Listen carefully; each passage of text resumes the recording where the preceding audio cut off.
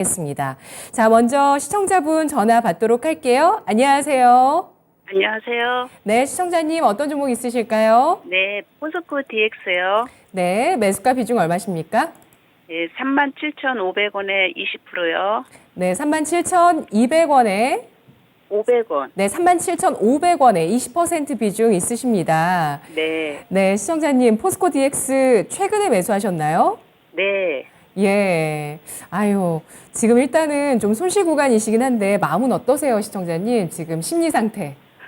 지금요. 네. 매수가까지 올라갈까 걱정이죠. 네, 걱정되신다고 하셨습니다. 바로 네. 금요일장에 9%, 그리고 오늘장에 12% 상승하면서 반등을 이틀 연속 이어갔는데요. 오늘 종가는 34,750원입니다. 네, 그렇다면 저희 매수가 이상까지 가능할지 전략 알아볼까요? 네. 네, 알겠습니다. 반종민 소장입니다. 소장님. 네, 반갑습니다. 네. 네, 안녕하세요. 지금 그 매수하셨던 가격은 제가 봤을 때는 충분히 갈 수 있을 것으로 보여지기 있기 때문에 이 점을 좀 먼저 말씀드리고요. 사실상 이 포스코 DX가 그 포스코에 관련된 그룹들을 통해서 굉장히 좀 수혜를 많이 받습니다. 그리고 2차 전지와 관련된 그 제조 공정이나 이런 부분들을 통해서 수혜도 받을 수 있는데, 사실 최근에 이제 스마트 제어와 관련된 그 스마트 산업과 관련된 부분들을 통해서도 같이 좀 영향을 받으면서 흘러가고 있거든요. 그렇기 때문에 지금 현재 그 테마로서는 전혀 문제가 없는 기업이다라고 좀 말씀드릴 수 있을 것 같아요. 그래서 지금 포인트가 될 수 있는 것은 사실상은 지금 추가 상승할 수 있는 여력이 있는데, 특히 이제 4만 원 정도 되면은 그때는 좀 매도를 취하시는 게 낫지 않을까 보고 있고요. 특히 이제 4만 원 정도 됐을 때는 전량 매도가 아니라 한 반 정도는 매도를 하시고, 제가 봤을 땐 4만 한 3천 원까지는 좀 지켜보셔도 될 것 같습니다.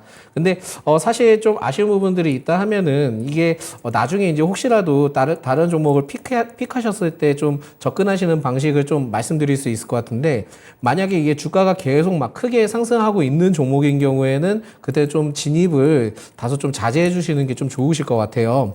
그래서 지금은 일시적으로 좀 조정을 받으면서 다시 올라가고는 있긴 하지만 추가 상승을 하고 그거에서 수익으로 빠져나오실 수는 있을 거라고 저는 판단이 되고 있습니다. 그렇지만 나중에 이제 다른 종목으로 이제 편성을 하셨을 때는 이렇게 최근에 이제 급하게 오른 종목들은 될 수 있으면 좀 자제해 주시는 게 좋지 않을까. 왜냐면 마음고생이 굉장히 좀 심하실 수 있거든요.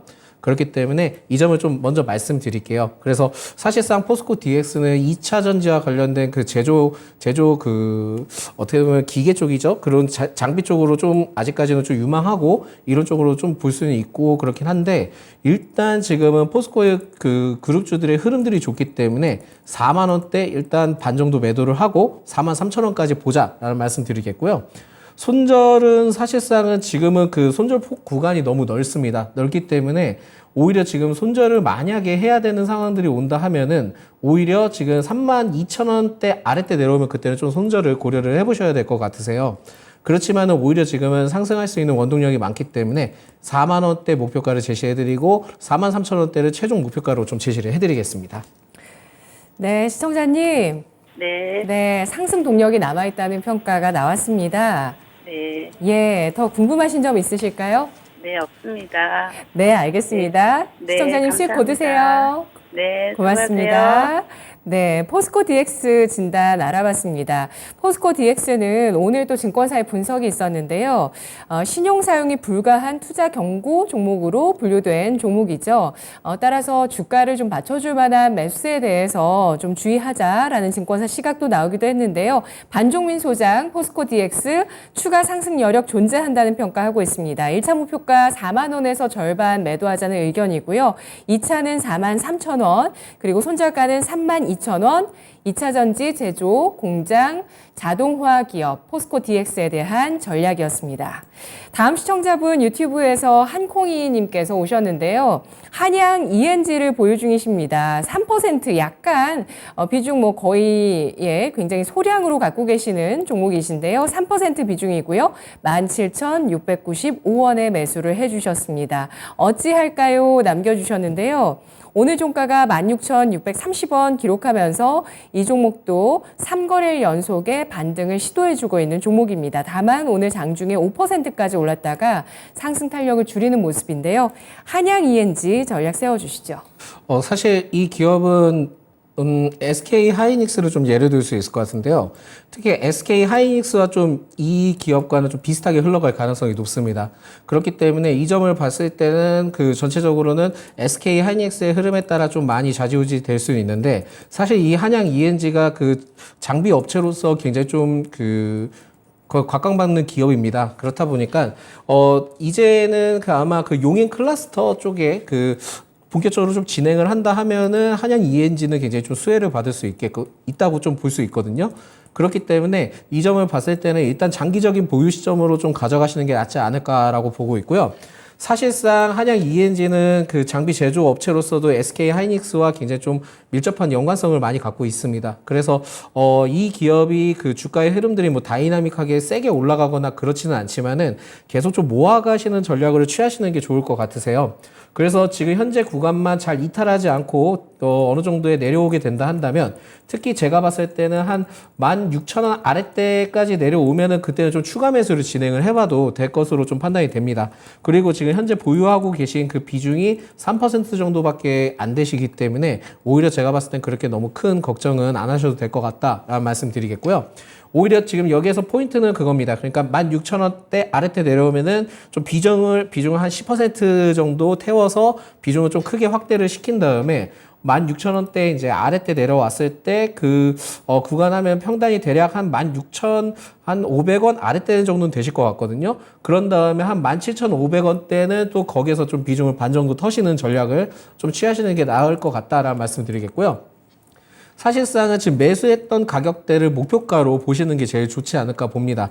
그래서 지금은 비중이 3%이기 때문에 제가 봤을 때는 비중 확대를 하시는 게 좋을 것 같은데 오늘 윗꼬리를 좀 남겼기 때문에 단기간에 좀 조정이 내려올 수 있으니까 16,000원대 아래때 내려오면은 그때는 좀 비중을 10% 이상 가져가자라는 말씀 드리겠습니다. 네, 한양 ENG입니다. 진공 설비 사업 등을 하고 있고요. 주요 매출처가 삼성전자, SK하이닉스, 삼성물산 등인데요. 한양 ENG 벌써 지난해 1조 원 넘는 매출로까지 성장을 한 기업입니다. SK하이닉스가 좌우할 것이라면서 용인 클러스터 투자 수혜 기대감 언급하고 있습니다. 모아가는 전략 가능하다고 이야기하고 있고요. 16,000원 아래에서 추가 매수, 17,500원에서 절반 비중 축소 의견 제시했습니다. 계속해서 저희가 여러분의 종목을 실시간으로 받고 있습니다. 02-325-8200번 전화 주셔서 종목 매수가 비중 남겨주셔도 되고요. 유튜브 채팅창 놀러 오셔서 여러 가지 얘기 남겨주시고 또 여러분의 종목 고민까지 털어놔 주시면 저희가 그 가운데서 선정해서 진단해드리도록 하겠습니다. 다음은 유튜브에 올려주신 분 만나보도록 할게요. 봉우리 님이시고요. 코오롱 글로벌 17,940원에 15% 비중으로 실어 놓으셨습니다. 어떻게 해야 할까요? 매수가까지 기다려도 될까요? 라고 질문 주셨는데요. 코오롱 글로벌 오늘 종가가 5% 가까이 상승하면서 12,650원 선의 종가를 형성했습니다. 이틀 연속의 상승을 보여주고 있긴 한데 바로 전 거래일의 상승이 정말 오랜만에 나왔던 상승이죠. 6거래일 만에 반등을 해줬습니다. 자, 이 코오롱 글로벌 손실 나 계시는데요. 꽤 크게 나 계시거든요. 어떻게 대응하는 게 좋을까요? 현 구간이 제일 좀 어려운 구간이다라는 말씀 드리겠고요. 예. 특히 지금 별다른 큰 모멘텀이 제가 보기에는 확인이 되지는 않거든요. 그래서 사실상은 지금은 좀 오랫동안 기다리셔야 될 것 같기는 하고 사우디와 관련된 이슈 때문에 제가 보기에는 이 이슈를 좀 기다리셔야 될 것 같습니다. 그래서 지금은 제가 봤을 때는 그렇게 큰 의미가 있을 것 같다라는 생각은 들지는 않고 여기서 추가 매수를 하기에도 굉장히 좀 부담스러운 구간입니다. 그래서 지금은 홀딩 전략을 좀 취하시기 바라겠고요. 오히려 지금 매수하셨던 가격대보다는 16,200원대를 뚫어낼 수 있는지, 그러니까 천천히 올라왔을 때 16,200원을 16,200원을 뚫어낼 수 있는지 체크를 하셔야 될 것 같은데 16,200원까지 이제 터치를 했을 경우에는 제가 봤을 때 17,500원 부근대는 제가 보기엔 차익 실현 나올 가능성이 매우 높습니다. 그만큼 지금은 모멘텀이 좀 필요한데 제가 보기엔 단기간에 모멘텀이 나오기는 쉽지는 않을 것 같거든요. 다만 이제 매출적인 부분들은 크게 늘어나는 관점은 보이고 수는 있지만은 영업이익이 그렇게 좀 뒷받침이 되지 못하기 때문에 제가 봤을 때는 마음 같아서는 지금 좀 어느 정도 손절을 고려하라라고 말씀드릴 수 있겠지만은 최근에 그 전체적인 좀 순환매적인 흐름들을 봤을 때는 일단 좀 더 한 달 정도 더 기다려보자라는 말씀드리겠고 또한 지금 지금 최근에 사우디와 관련된 이슈들이 나오고 있으니까 일단 흐름을 좀 더 지켜보자라는 말씀 드리겠습니다. 그래서 지금은 손절 구간을 정하기도 되게 좀 애매하고 한 달 뒤에 제가 봤을 땐 재문의를 좀 주시는 게 맞는 것 같으세요. 그래서 지금은 좀 더 기다려보자. 만약에 이제 최종 목표가로 따져 본다면은 17,500원대 목표가를 좀 제시를 해드리겠고요. 궁극적으로 좀 손절을 해야 된다 하면은 제가 봤을 때는 10,000원 아래때 내려오면 그때는 비중을 반으로 좀 축소를 하자 말씀드리겠습니다. 지금 현재는 모멘텀을 좀 더 기다려야 되니까 확인되는 시점을 좀 판단해서 사우디 쪽에 정확하게 나오는지 이 점을 좀 체크를 했을 때 그때 추가적으로 대응을 해보자 라는 말씀드리겠습니다. 네, 그렇습니다. 이 사우디아라비아에서 네옴시티는 현실이다라면서 한국 기업과 연결하는 연락관 상주를 추진하겠다라는 소식이 5일 전쯤에 나왔는데요. 지난주에 나왔네요.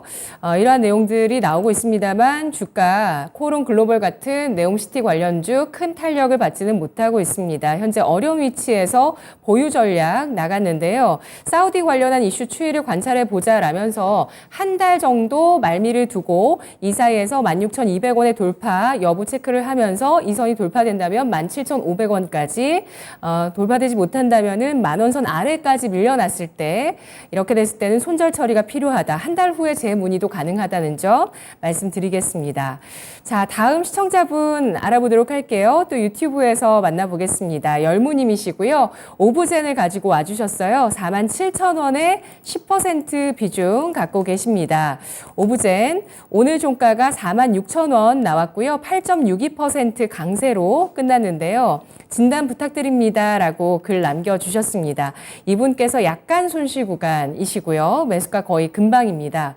최근에 5만 원 선 돌파 시도까지 나오기도 했었던 오브젠 알아보도록 하겠습니다. 전략 세워주시죠.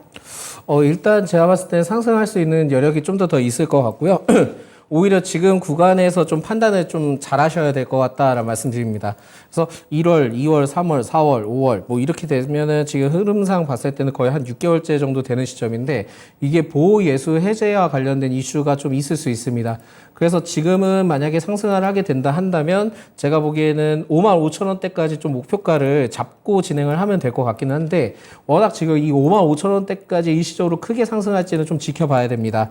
다만 지금 AI와 관련된 인공지능과 관련된 이슈가 있기 때문에 추가 상승할 수 있는 동력이 좀 충분하지 않을까라고 보고는 있지만 일단 지금 제일 어려운 구간인 48,000원대부터 51,000원대 구간에 지금 진입을 했거든요.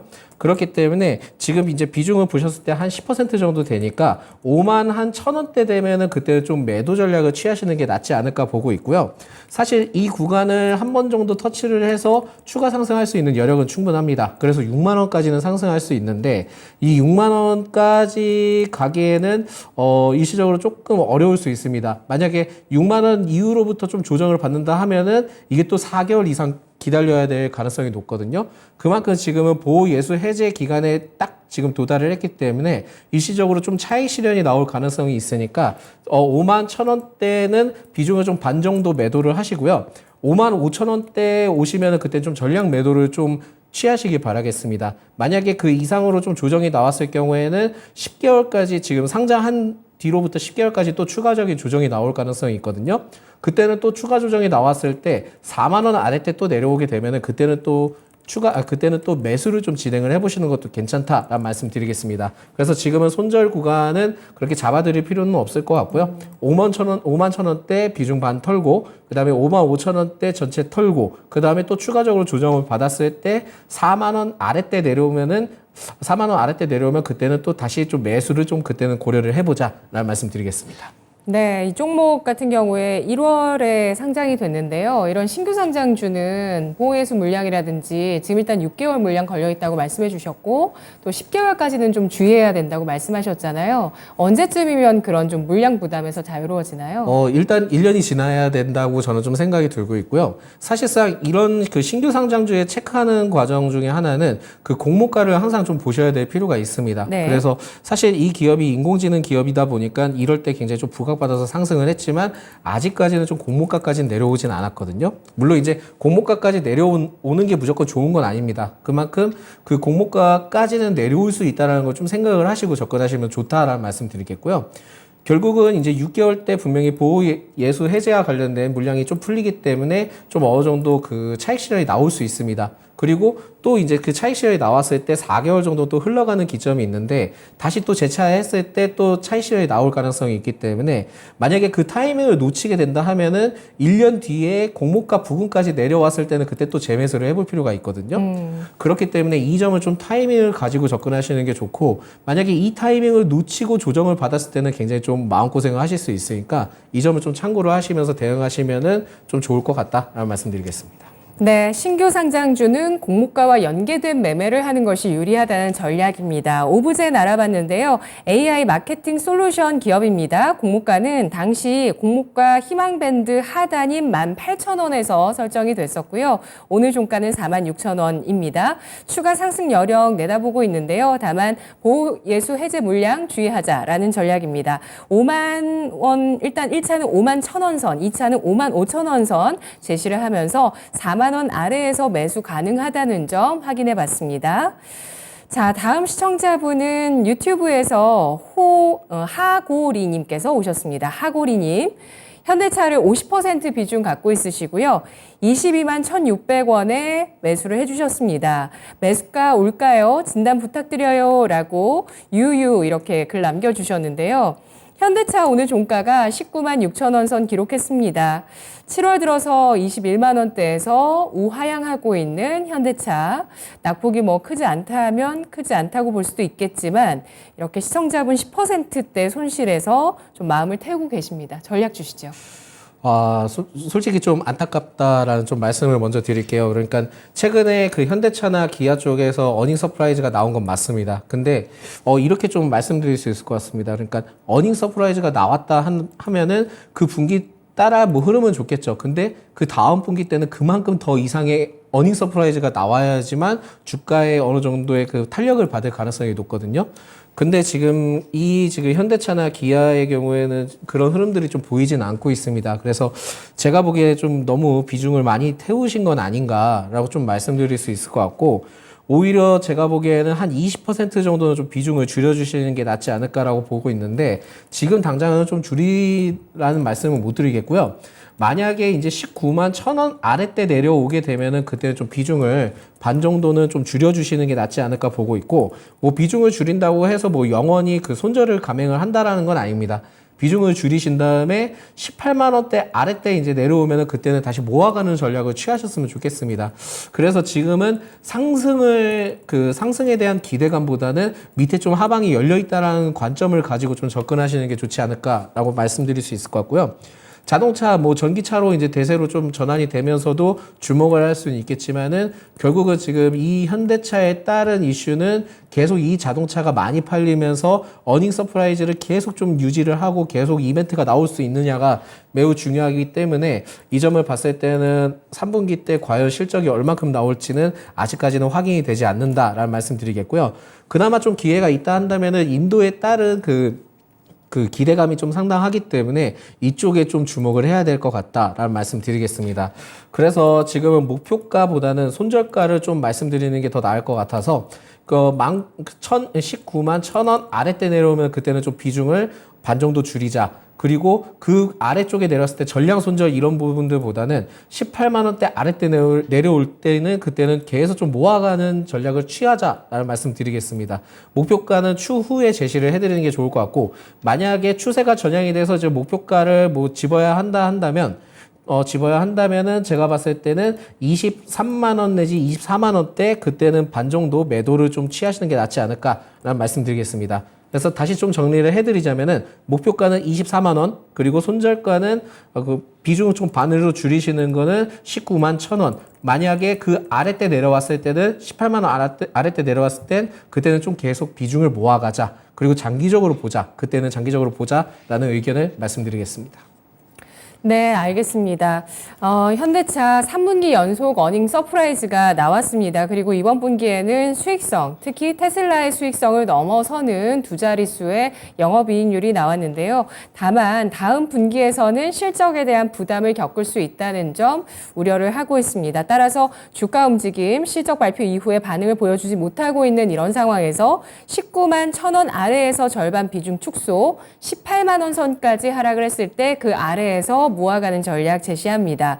목표가는 23만 원에서 24만 원 선이고요. 인도발 수요에 대해서 말씀을 해주셨는데요. 또 하반기에 신차 모멘텀도 함께 챙겨보시기 바라겠습니다. 다음 시청자분 유튜브 채팅창에서 지원님께서 와주셨습니다. 미래나노텍을 3만 원에 매수를 해주셨고요. 20% 비중 갖고 계시는데요. 미래나노텍 보도록 하겠습니다. 오늘 종가 4% 넘게 상승하면서 24,950원 선 종가 형성했습니다. 이분께서 한 10% 중반 이상의 손실이신데요. 최근에 3만 원 선 시도까지 나왔습니다. 미래나노텍 이때 매수를 하셨는지 우리 시청자분 궁금한데요. 지원님의 미래나노텍 전략 주시죠. 일단 제가 봤을 때는 한 번 정도 기회가 나올 것 같고요. 흐름이 그렇게 나쁘진 않습니다. 물론 이제 최근에 저번 주 수요일이죠. 그러니까 2차 전지 그 속칭으로 자이로 드롭 사태라고 저는 좀 얘기를 할 수 있을 것 같은데 그만큼 변동폭이 심했지만은 다시 이제 양극재나 관련된 2차 전지들은 다시 좀 상승을 했던 흐름들을 보여주고 있거든요. 근데 이제 여기서 포인트는 두 가지입니다. 그러니까 양극재와 관련된 기업들은 재차 이제 상승을 하면서 하단에서 다시 이제 올려줬지만 일부 기업들은 좀 그렇지 않습니다. 또한 어떻게 보면 제조 장비 업체들은 그렇게 또 힘을 못 쓰는 흐름들을 보여줬거든요. 그렇기 때문에 여기에서 좀 판가름이 되는 것은 결국은 이제 원료나 소재와 관련된 기업들 위주로 좀 편성을 볼 필요가 있거든요. 근데 미래 나노텍의 경우에는 본 사업과 다르게 자회사를 통해서 양극재 첨가 관련된 사업을 좀 영위를 하고 있습니다. 특히 이제 수산화 리튬과 관련된 사업들을 영위를 하고 있는데 최근에 제가 알기로도 제2 공장에 따른 준공을 좀 시작을 했던 이력이 있기 때문에 그것을 통해서 제가 알기로 캐파가 좀 상당히 늘어나는 걸로 알고 있거든요. 그렇기 때문에 아직까지는 자회사 미래 첨단 소재를 통해서 기대감이 좀 상당히 남아있다라고 보시면 될 것 같습니다. 그래서 제가 보기에는 지금 현재 기술적 분석으로 상승을 하는 흐름들을 봤을 때는 일단 3만 원까지는 다시 복귀를 할 것 같다라는 말씀 드리겠고요. 오히려 지금 구간에서는 34,000원대 되시면은 그때는 좀 비중을 반 정도 축소를 하시고 계단식으로 만약에 이렇게 계단식으로 좀 올라가면서 상승을 한다 하면은 제가 봤을 때는 38,000원까지도 좀 올라갈 수 있지 않을까라고 보고 있어서 어떻게 흘러가느냐에 따라 굉장히 좀 대응 방법이 다를 수 있습니다. 만약에 갭상승을 띄워서 주가 상승 폭을 굉장히 좀 키웠다 한다면은 34,000원대는 그때는 좀 전략 매도를 취하시는 게 낫지 않나라고 보고 있고요. 만약에 지금 계단식으로 해서 주가의 상승을 좀 견인을 한다 한다면 34,000원대는 반 정도 매도를 하시고 38,000원대까지 좀 목표가를 바라보면 좋겠다라는 말씀 드리겠고요. 손절가는 지금 딱 제대로 걸쳤다가 올라간 거기 때문에 오히려 23,300원 아래때 내려오면은 그때는 좀 손절을 감행을 해보시는 게 낫지 않을까라고 말씀드릴 수 있을 것 같습니다. 23,300원 아래때 내려오게 되면은 제가 봤을 때는 16,000원대까지 좀 내려올 가능성이 높기 때문에 추가 하락폭에 대해서 좀 클 수 있다라는 점 좀 말씀드릴 수 있을 것 같고 오히려 지금 상태에서는 상승에 대해서 좀 더 가능성이 높으니까 34,000원대를 일단 1차 목표가로 좀 지정을 해드린다라는 말씀 드리겠습니다. 네, 리튬 관련주이자 페라이트 관련주로 시장에서 부각되고 있는 미래나노텍, 본업은 광학 필름 기업입니다. 자회사를 통해서 이렇게 양극재 첨가제와 또 리튬 관련한 사업을 하고 있는 기업인데요. 미래나노텍 전략입니다. 3만 원까지 반등 예상을 하면서 3만 3천 원의 비중 절반을 줄이고 나머지 비중 3만 8천 원 선까지 가져가는 전략이 있고요. 손절가는 2만 300원 선 아래로 설정했습니다. 다음 시청자분 만나볼게요. 유튜브로 내려놓아라님 와주셨고요. 안녕하세요. 우진 평단 1,200원입니다. 비중은 10%고요.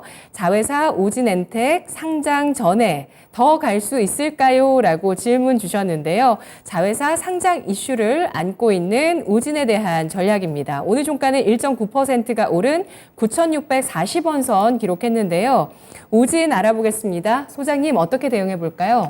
지금은 일단 더 기다려보시는 것도 괜찮을 것 같고요. 흐름 자체가 그렇게 나쁘진 않습니다. 그러니까 자회사의 다른 부분들도 있긴 하지만 결국은 지금 원전과 관련된 국책사업과 같이 좀 영위되는 점을 봤을 때는 상당히 좀 기다려보시는 것도 괜찮다라는 말씀 드리겠고요. 저는 이렇게 생각합니다. 그러니까 원전과 관련된 종목들은 단기적으로 좀 접근하시기보다는 중장기적인 관점을 보고 좀 접근하시면은 아마 내년 상반기까지도 굉장히 좀 기대를 해볼 수 있는 기업이다라고 좀 말씀드릴 수 있을 것 같거든요. 물론 이제 자회사 상장에 따른 기대감도 매우 중요하긴 합니다만 그 이슈보다는 원전에 따른 기대감이 더 우선이기 때문에 이 점을 봤을 때는 좀 어느 정도 더 가까워 가자라는 말씀 드리겠고요.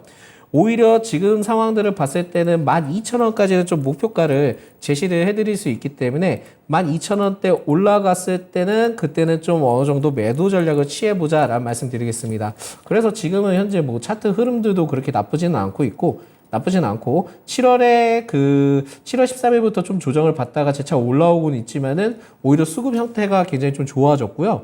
매집 주체도 그렇게 깨진 흐름들을 보여주지 않기 때문에 오히려 지금 9,800원까지만 잘 흘러간다 하면은 제가 보기엔 12,000원까지도 좀 노려볼 수 있다라는 말씀 드리겠고, 오히려 제가 봤을 때는 8,900원 아래때, 그러니까 8,700원대까지 아래때까지는 그렇게 내려가기는 쉽지는 않을 것 같습니다. 그래서 만약에 8,700원, 800원대만 내려왔을 때 잘 유지만 해준다면은 그때는 오히려 추가 매수 구간이다 생각을 하고 좀 접근하시면 좋겠다라는 말씀 드리겠고요.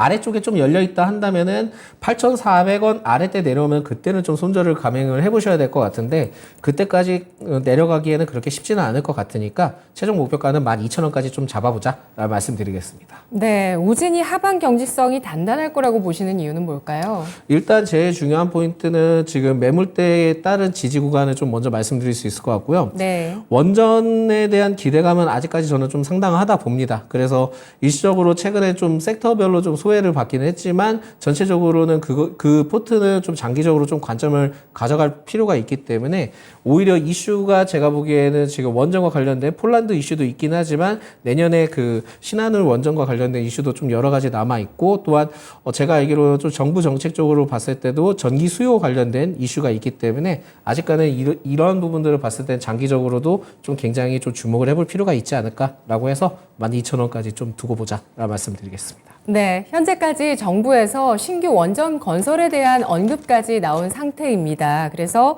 원전 정책에 대한 모멘텀 기다려보자라는 전략 나왔고요. 특히 우진, 수급에 대해서도 긍정적인 평가를 하고 있는데요.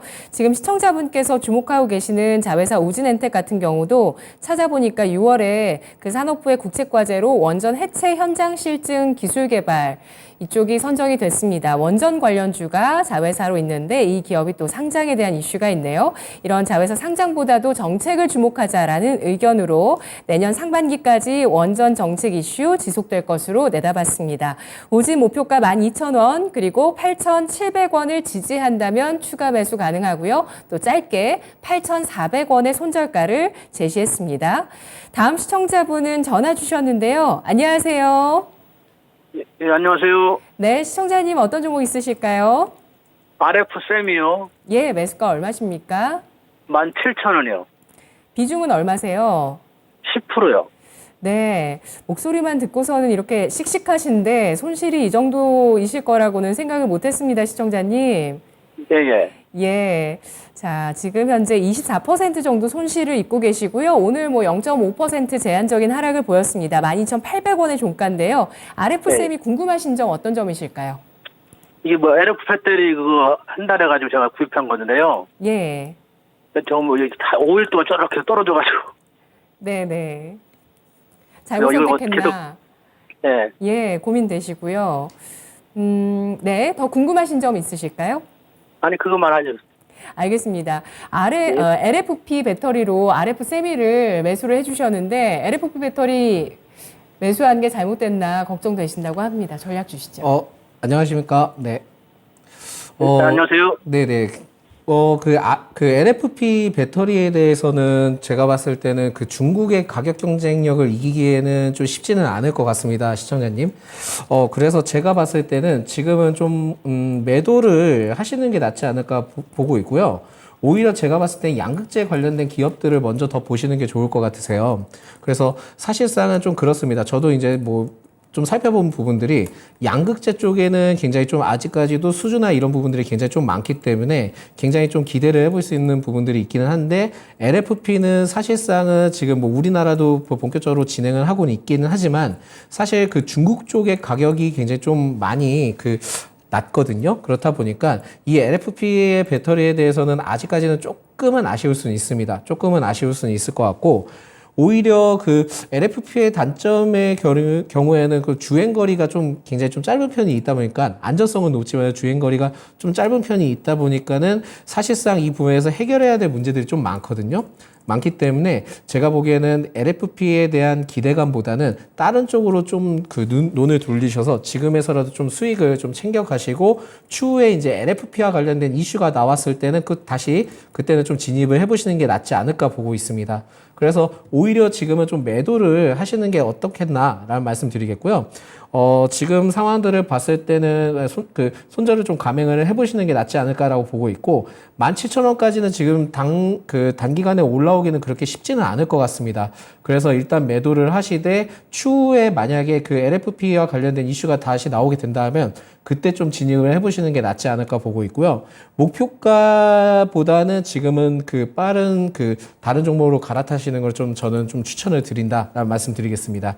이게 왜 그러냐 하면은 기술적 분석으로 좀 봤을 때도 이 지금 현재 구간이 그 갭상승을 이전에 띄었던 구간이 있었거든요. 그러니까 4월 10일부터 4월 11일 구간에 이 갭상승을 띄었던 구간들을 좀 어느 정도 메꿔가면서 나와야 되는데 이 지금 갭 구간을 그렇게 메꾸는 흐름들을 보여주진 못하고 있고요.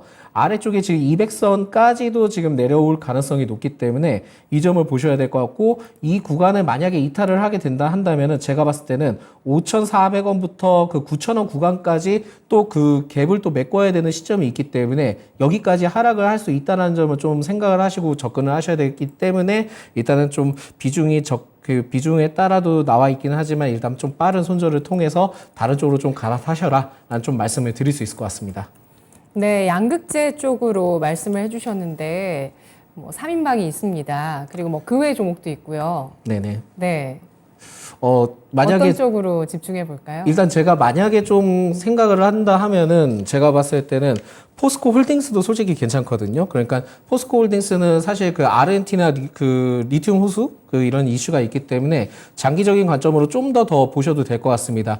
그리고 에코프로의 경우에도 조금 위험하기는 하지만은 에코프로보다는 에코프로 BM이 좀 더 나을 것 같다. 저는 말씀드릴 수 있을 것 같고요. 오히려 에코프로 BM도 괜찮지만은 포스코 퓨처엠도 괜찮으니까 제가 보기엔 포스코 홀딩스, 에코프로 BM 아니면은 포스코 퓨처엠 이 세 가지 중에 좀 선택을 하시면서 조금 진입을 해보시는 게 낫지 않을까. 다만 이제 손실이 나셨던 구간이기 때문에 지금 어떻게 보면은 지금 RF 세미를 통해서 손실이 나셨기 때문에 마음이 좀 급하실 수는 있을 겁니다. 그런데 네.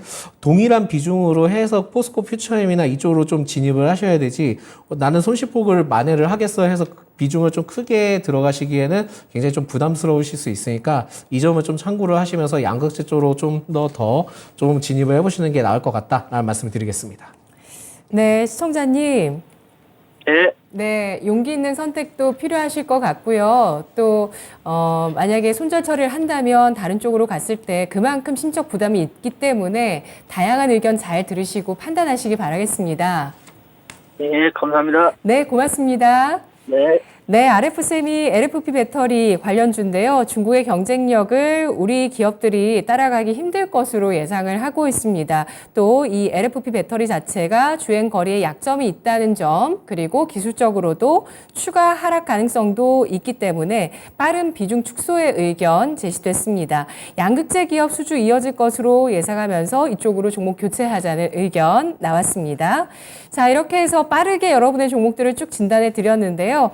이제 내일장의 전략을 알아보도록 하겠습니다. 반종민 소장님, 내일 화요일장입니다. 내일장은 어떤 대응으로 시장을 바라볼까요? 제일 중요한 거는 저번 주 수요일처럼 그런 현상이 다신 발생되지 않기를 좀 바라고 있고요. 아, 정말 말이 많습니다. 그 수요일장의 흐름에 대해서. 한마디로 보신다면 어떻게 판단하세요? 그 모습? 제가 그냥 농담 삼아 좀 말씀드리자면은 제가 만약에 유튜브 콘텐츠를 촬영하는 사람이었다면은 2차 전지 관련된 종목들을 들고 차라리 자이로 드롭해서 그냥 왔다 갔다 한번 했을 것 같아요. 그만큼 와, 너무 심하다라는 좀 생각이 들었던 정도의 장이었다라는 말씀 드리겠고요. 그만큼 제가 봤을 때는 이러한 현상들이 한 번 더 반복이 된다 하면은 개인 투자가분들이 버티시기가 굉장히 좀 어려울 수 있습니다. 그런데 이 부분 흐름들도 일시적인 현상으로 좀 생각을 하시고 그만큼 이제 증시의 피로도가 많았다라고 생각을 하신다고 한다면은 좀 더 희망적인 부분들이 있지 않을까라고 보고 있고요. 그만큼 제가 봤을 때는 좀 끈기 있게 버텨내시는 게 매우 좀 중요하지 않을까라고 생각을 해서 이 점을 좀 봤을 때 만약에 또 그런 상황이 된다 하더라도 오히려 좀 끈기 있게 좀 버텨내시기 바라겠습니다.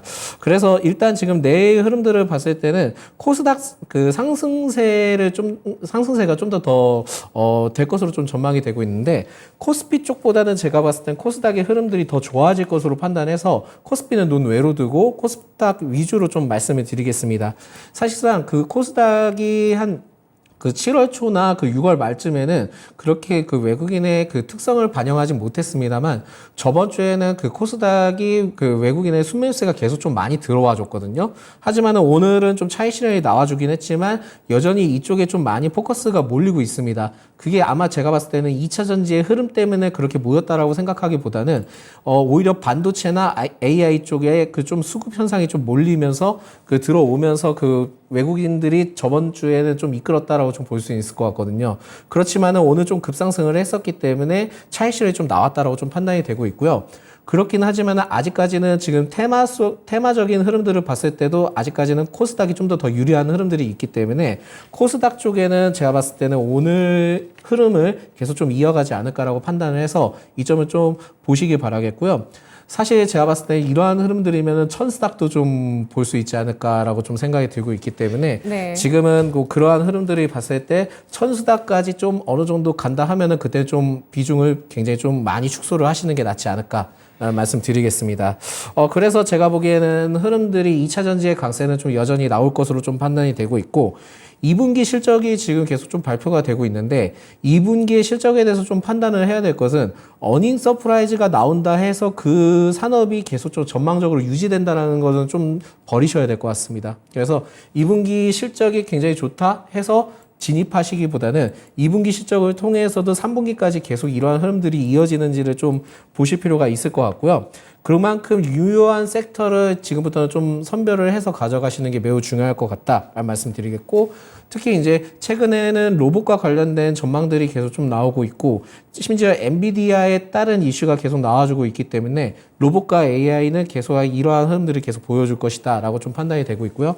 특히 레인보우 로보틱스에 따른 이슈가 어떻게 나올지 모릅니다. 어떻게 나올지 모르겠지만 레인보우 로보틱스가 먼저 이제 다양한 이슈가 좀 나와줄 가능성이 높고 추가적으로 지금 두산에서 2차 전지와 관련된 이슈도 나왔지만 두산은 또 두산 로보틱스와 관련된 이슈도 같이 좀 부각될 가능성이 높기 때문에 이런 그 대형주의 그 포커스가 굉장히 좀 센 부분들을 흔들어 봤을 때는 계속 로봇주와 AI 관련된 종목들은 계속 더 상승할 가능성이 있다라는 말씀 드리겠습니다.